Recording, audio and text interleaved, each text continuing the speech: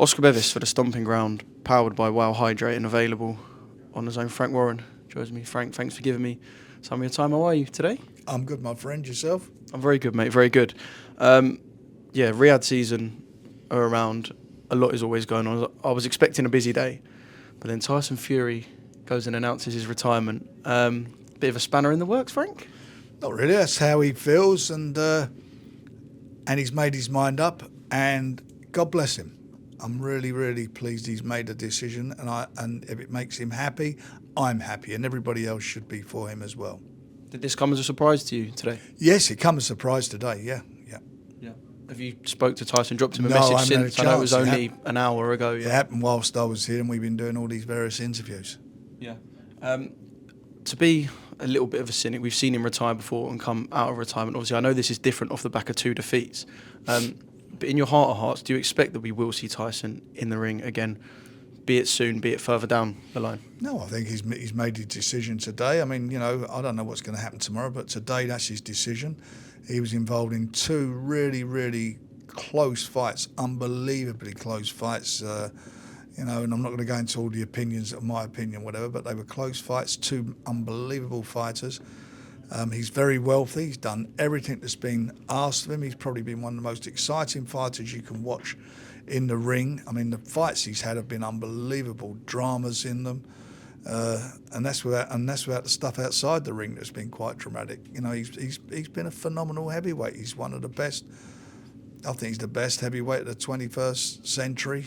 Out of him and Usyk, but he's been a magnificent servant of boxing. And when you look where he's come from, on his second coming, all the problems that he had, all the issues he went through, he deserves all what he's getting just for that. I mean, he was a champion for mental health. He's been brave about it, told people about him. He's been unbelievable. He's got, obviously, 1 or 2 best-selling books. He's had a series on Netflix. I mean, it's a success story. Everything's been successful about him. He can sing a little bit. And he's not a bad singer, although he don't want to give up the day job. Well, he has given up the day job. Well, he has actually. I had Eddie in that seat just a minute ago, and he said that it could be a potential negotiating ploy. He doesn't need to negotiate. What does he need that for? Look, AJ needs him more than he needs AJ. He's come off of 2 unbelievably close fights, fag paper, as far as some people are concerned. AJ got well and truly beaten his last fight. I mean, he got well and truly beaten and taken to school by Daniel Dubois, so I don't agree with that. He's the A side of the card anyway. Yeah. If Tyson is to come back, would it only be, do you think, for the Anthony Joshua fight? I don't believe that fight's there to be done if he wants to do it, but he's made his mind up, and I won't even have a conversation about it. If I speak to him, which I will, I want to go and have some lunch with him or a dinner with him, I'd spend some time with him. Maybe we'll talk about boxing, but not about him boxing, and how life is. I've got an amazing fondness for him, and as I said, all the stuff I've said about him as a fighter, I can't tell you how much I feel about him, what he's done as a boxer. He's brilliant, and I just want him to be happy. When you've had some of the things and been through some of the things he's been through, that's been very difficult for him. I want him to be content. He should be content. He's had a fabulous, fabulous career. Yeah. Fabulous career. And I hope he enjoys his time with his family now.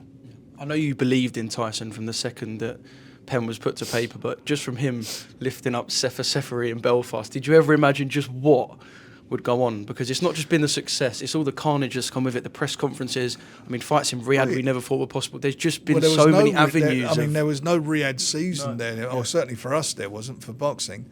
It's all changed, and he's been part of it. He launched Riyadh season. His fight launched Riyadh season. Yeah.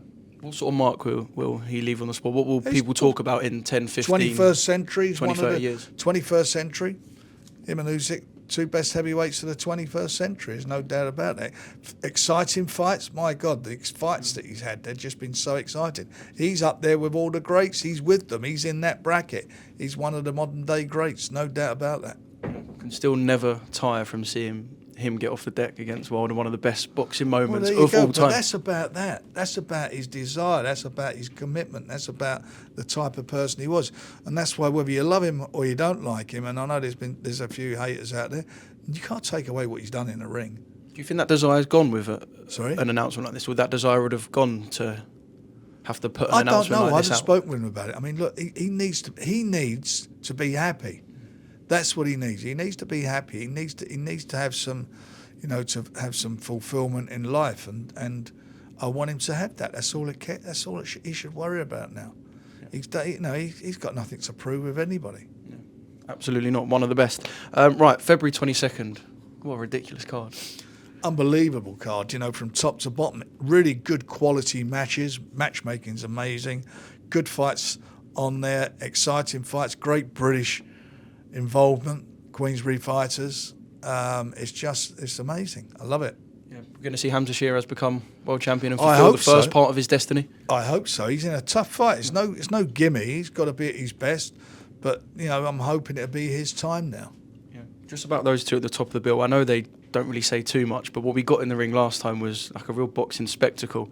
And what are you expecting from the second fight? Something the same? Or?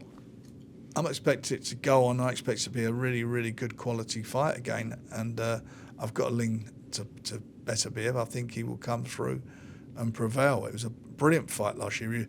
If you're a student of boxing, they're the sort of fights you want to see. Yeah. Do you think he could knock Dimitri Bivol out? I do.